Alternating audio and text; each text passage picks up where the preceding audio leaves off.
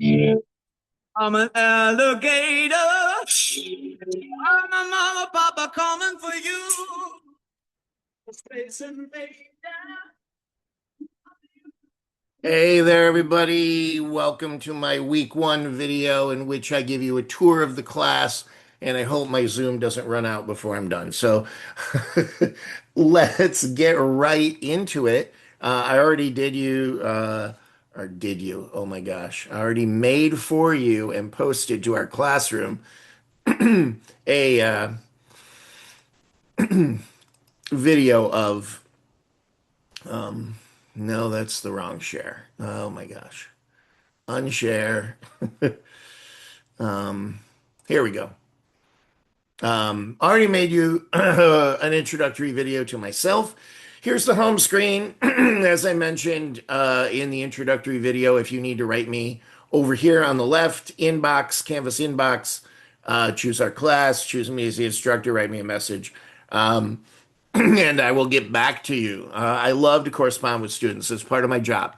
Never apologize for messaging me and message me in the middle of the night because I don't have anything that would make noise that would disturb me. I'm not stupid. Um, so please call me Chris. Message me anytime. We're going to have a great community of writers here. I'm really excited to work with you. So here's the homepage. I think you start with the course information module, which you can get to here, and you can get to the different units here. You can also get to them in the modules link, which is what I'm going to use in a minute. But when I click on the course information module, I think it takes me there. So either modules over here on the left or clicking that will take me there. I have posted discussion style guides. Since Canvas doesn't allow us to create a subject line, I like you to use specific parameters, kind of create your own subject lines and headers. It's super helpful. There's an introductory section. I've posted my really lengthy, ridiculous autobiography there, so feel free to post equally long and lengthy biographies that I will read, or autobiographies, I should say, introductions to yourself. So here's Unit 1. I've already opened it. The entire course will be opened sometime this week. I really believe in that. I feel very strongly about that, so that you can at least look ahead, if not work ahead. However, on working ahead, this is very important. Please do not post ahead. Parks accreditation is reliant on you working week by week. So if you do assignments ahead, please keep them offline until we're in the week that they're due. You can post them as soon as we get into that week, literally at 12:01 a.m. at the start of the week if you want to. But posting them ahead of time makes it like we're a MOOC, like Coursera, where you could do the whole course in a couple of days. That's not the model of standard academia. So, that's why most part courses are not open the entire course, and they open them week by week.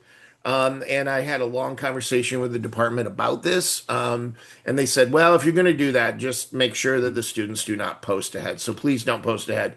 And if you do post ahead, or submit assignments ahead of time, I may ask you to, not do that. All right, let's dive into week one because I no longer have an unlimited Zoom. I think it's going to shut off on me in 20 minutes, so I'll keep the video short. So we start with an overview. It kind of talks about what you're to learn this week and lists your assignments. I'm going to have a similar listing with some advice and stuff in an announcement that will go with this video. So that, is right here. If you're looking at the video, all that content should be right here. So we're going to start with fiction. And it's kind of weird the way they've set this up. So it's important for you to know that I didn't create this course. Courses are created by the Park Administration, the English department here at Park University. And if there's multiple sections of a course, which I don't know if there are of creative writing, but they would all be the same. And teachers aren't really allowed to make substantive changes to the course, right? So I have, I'll make minor adjustments here and there. But when it comes to starting with fiction, I would not start you with setting. I would not start you with thinking about setting. I would start you with thinking about character. And I could talk a little about that as we roll, but they started you thinking about setting. It's not bad to think about setting. And so, you got the overview here. If we go back to modules, um, the next thing is the learning materials. And there's kind of a nice lecture um, about the learning materials. So there's two stories, and I've created PDF copies of these, which I will put multiple places in the course if that's easier for you. Especially since both of these, well, the Amy Bender story in particular goes to salon.com and it's just full of ads. Plus, they want you to subscribe. Um, so. We'll talk briefly about these stories in a minute when we get into the next assignment. But so there's the two stories. There's a look ahead to the short story assignment in week 3, which I'll also talk about. And there's a PowerPoint lecture on the fundamentals of fiction, which basically just gets into verisimilitude. Um, well, this part doesn't. It's got some writing practice stuff. That's very nice. I was thinking of this part. uh, excuse me, which goes over genres and talks about what fiction is, gives you kind of length parameters. Your short story can be a maximum of 3,000 words, but has to be a minimum of 1,200 words. So that's kind of the goal. So not flash, a little longer than flash fiction, but could be as much as 3,000 words, which well, I'll talk about that in a minute. All right, so they go through verisimilitude, which is the idea that it seems real, and a lot of people often say, "My life is so crazy, I could write a book." I often say to those people, "Please, please don't." Um, I'm just kidding. Not exactly. The thing about real life is that it doesn't always work in fiction.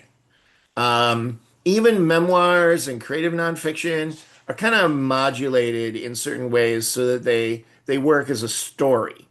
Our lives don't always work as a story, and often fiction, though it can be based on real life, isn't an exact representation of real life. But it's got to have details that make it come alive and seem real. And that's what verisimilitude is. And these two stories we're reading have some really good details, which I want to share with you. So let's move on to the first assignment of the week, which is due Wednesday of week 1. Your first post is due Wednesday, and I would assume that you've taken other part courses by now, so you know that discussion assignments have two deadlines, right? There's always the initial post deadline, and the follow-up posts, the peer posts deadlines. In this case, you only have to do one peer response, but you can always do more than one. Couple of things about how I roll. I am not a big fan of late penalties. So certainly if you post um, your discussion board within a 1 day grace period, there absolutely would not be a late penalty. And this actually often applies to the peer responses as well. I allow an extra day on that because I never grade the day after the deadline is done, right? So there's always a 24-hour grace period to everything, right? I never grade immediately after it. Or with some of these things, if they're set up for another assignment, I'm going to grade early. I'll be transparent. I'll often tell you when I'm going to grade.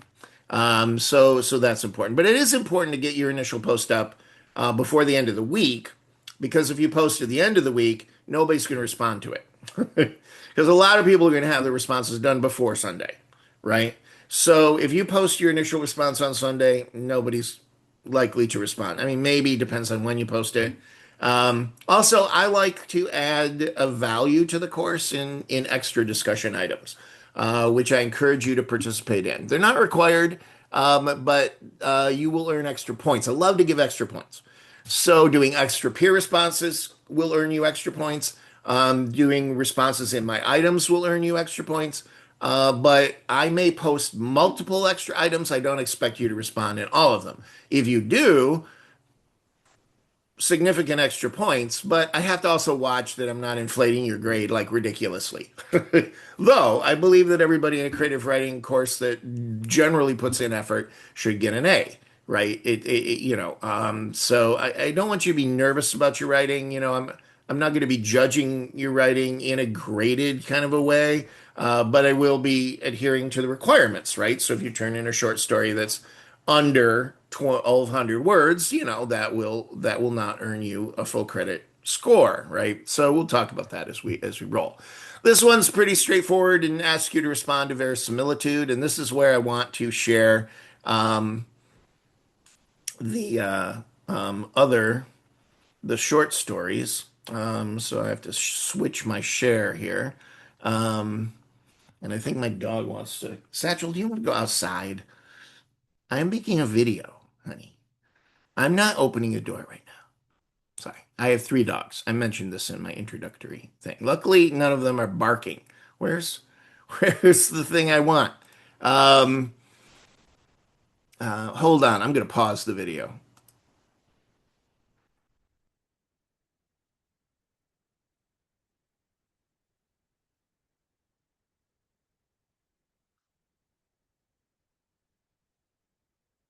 Oh, there.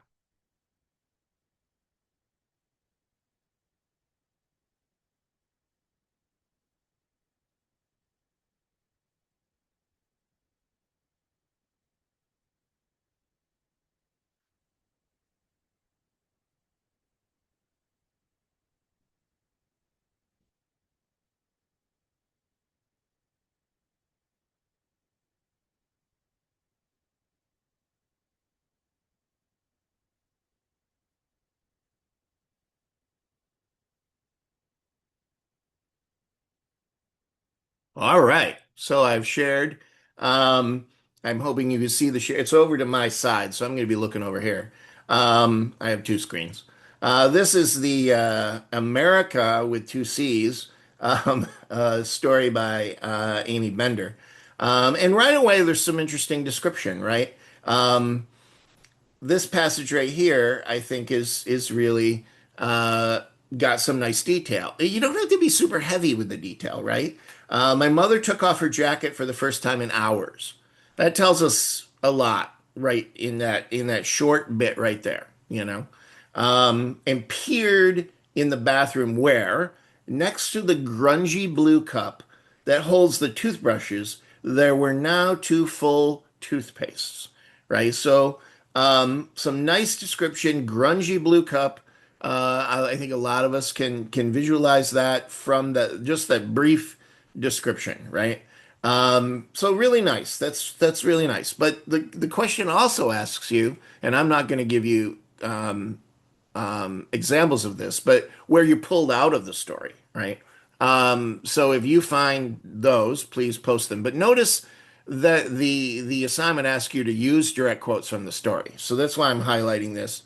And I would quote it and then I would talk about it. Like I would conjecture or I would engage in conjecture about why she had had her coat on for so long. At the beginning of the story, it mentions they were at a movie. So obviously she wore her coat throughout the movie, etc. Right? Let's look at the Ted Chang story, which I was proud to say that I own the book. Um, so although I had not read it, but this passage is just full of great stuff. I began by removing the deep curved plate that formed the back and the top of my head, then the two more shallowly curved plates that formed the sides. So we have a descriptive passage here where the character is doing something, and it's going to take us step by step through that as the character is exploring. Only my faceplate remained, but it was locked into a restraining bracket, and I could not see the inner surface from the vantage point of my periscope, right? So there's just lots of great detail here. But also it's action, it's moving in the narrative, right? And one thing about science fiction is that it's not always going to explain everything to you. You know, science fiction uses a technique called holding things in abeyance. In other words, okay, using basic language and concepts, but not fully explaining the concepts yet, and kind of letting the story unfold and explaining the concepts in pieces or giving you a chunk when you need it. But the holding these ideas in advance, and science fiction readers are used to this. Like, I'm going to learn more about this. I'm going to keep reading, and see what the author is going to share with me. They're used to that. They're used to not understanding everything right away, but understanding will grow, right? So that is stuff from our two stories, right? So you post, um, you know, a response of at least 200 words in which you address these questions about the verisimilitude, does anything pull you out, write about the specific details, use quotes, and then when you respond to other students, ask them thoughtful questions, present logical viewpoints, challenge what they've said. Like if somebody says they're pulled out of the story and you don't agree, then, respectfully and kindly and with love, be like, I'm not sure I agree with you. Yo, um, follow grammar conventions. Don't worry about losing any points really for bad grammar, although I may point some things out here and there because we are in a writing course. Um,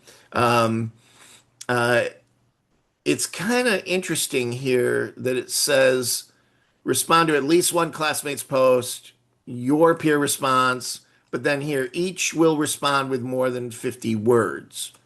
Makes it sound like you're doing more than one. And you can do more than one, but you don't have to do more than one. And I'm getting close to that 20 minutes where I might have to make two videos. We'll see what happens. I haven't used my Zoom in this way in a while. So then our next assignments are due the next day. So this is one reason why I'm going to open the course so that you can see what is coming. So here's where you kind of start brainstorming for your story. You're going to write a setting, and you have two choices in terms of writing your setting. You can do the first choice in which you come up with a setting and then introduce a magical or fantastic element of some kind. You don't necessarily have to then use this for your story if you don't want to write about something with magical and fantastical elements, but you may, so it's gives you options, right? At the very least, it's a good practice. And funny, John Gardner's Art of Fiction has been sitting at my bedside for years in a stack of books that I set my phone on top of when I go to sleep. And occasionally I pull it out and read parts of it.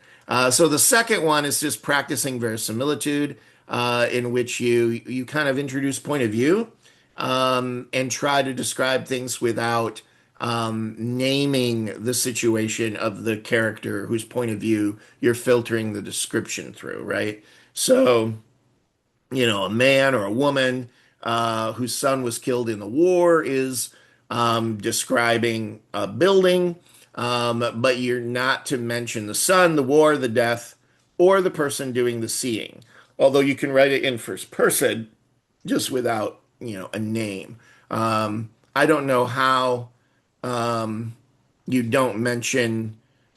I'm not sure I fully like that. Like if you're to write in third person, I think I would start it with, Chris, you know, first saw, or as Chris examined the building. So I'm not sure.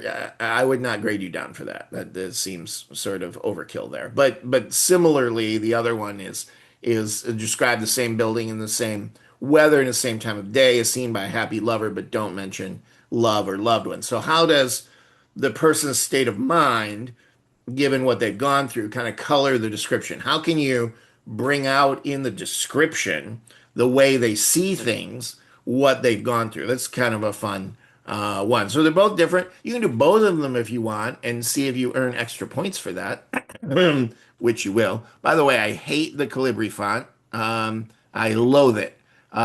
Please don't use that yucky, disgusting, vile font. Times New Roman's pretty standard. I also like Courier New and Arial.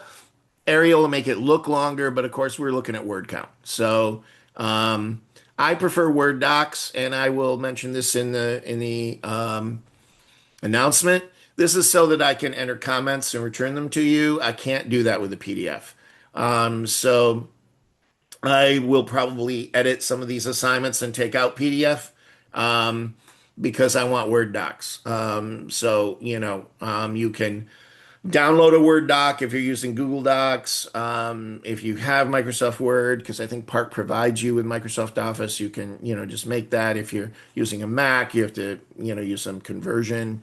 But I'm not necessarily promising I will always insert comments in your writing. Um, uh, I am more likely to do it with more major assignments than these little practice assignments, but I want the option in case I want to. So I want Word docs. Moving on. And it's let me go over 20 minutes, so yay. Maybe I have like a 45-minute. All right, so then we have a second discussion board this week, in which you post your practice writing, which is why it's also due on Thursday. And then responses by Sunday. And so you post your practice writing, and then you respond, And when you're responding to other people's writing, please be kind, please be respectful, please put yourselves in their shoes, practice empathy, the golden rule, treat others the way you would want to be treated. No hard, I will smack down anyone that is harsh. Seriously. I suffered a lot of really harsh, really vicious responses in graduate school. So I'm super sensitive. Plus, I'm just a sensitive guy. Um, so, give people some good, feedback. Hey, always start with stuff you like. Hey, I really like this. I really like this. And then maybe, one or two things, at least one thing that, could be different. Like what if you did it this way? Or this description isn't as vivid as this other description, stuff like that, right? Just to give them some thoughts, right? Then lastly, we have an assignment due on Sunday. So remember, I did not create I did not create this course. Um, so we have a journal assignment in which you're kind of letting me know how stuff is going. What questions do you have? Have questions about my policies, stuff you want to know more about. This will help me to make more of these videos. I'm hoping I'll have time. This is my goal, right? So I'm going to stop. We do have a short story assignment. Oh, that was the other thing. I guess I'm not going to stop. One last thing. We have a short story assignment due on week 3, and they give you an advanced look of it in this week. And that's where I learned, if you scroll to the bottom, that it's at least 1,200 words and 3,000 max.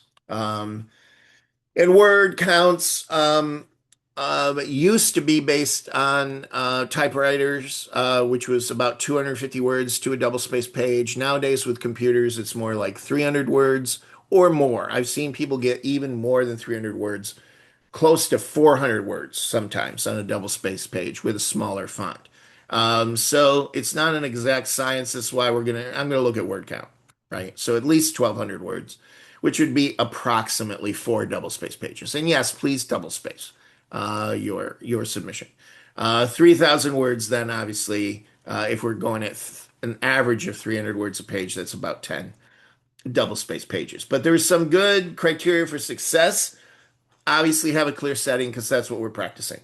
With details that create verisimilitude. But you don't have to overdo it. But I will mention that, I was helping a friend of mine with a novel, and I'll probably bring her up again and even share an old video that we did where she visited and did an interview. She has multiple books published. She's an excellent writer. But there's a new book she's trying to get published that is not, it's making the rounds with publishers. And I was happy that she asked me to be a beta reader and read it as she was working on it. It's been through multiple revisions since then. But one of the things that I hammered on was, what does that look like? What does that look like? What does that look like? What does that look like? And you got to be judicious. You're not going to describe everything, but you got to describe enough so that the reader feels they have a sense of place, and the sense of place can reflect the emotional states of what's going on. Unfortunately, my friend is of the point of view that she doesn't care what the chair looks like, which is what she says. Now, she's very focused on character development and on dialogue, and she's a master at it. She's amazing at that. I've learned so much from her about that, and I'll talk more about dialogue later this semester. But what's funny is that when it hit the agent, that was the agent's thing too, was more description. That I need to be right, but anyway. You got to have a protagonist. You got to have a character, some kind of a character. And some kind of an antagonist. It doesn't have to be another person. It could be a situation, man against nature, man against himself, or human, right? Person. Be careful with exposition. What you want to do is think in scenes, right? Place the character in a setting, what's going on, move them through the narrative. And I'll talk about this more in the next couple of weeks as we're building up to this story. But careful exposition. This is something I've worked a lot on in what I'm doing, which I'm right now writing a big, fantasy epic. This is kind of cyberpunk fantasy, actually. And I have to be very, very mindful of not overwhelming the reader with a ton of exposition that tells them stuff and explains stuff. This goes back to what I was saying about abeyance, right?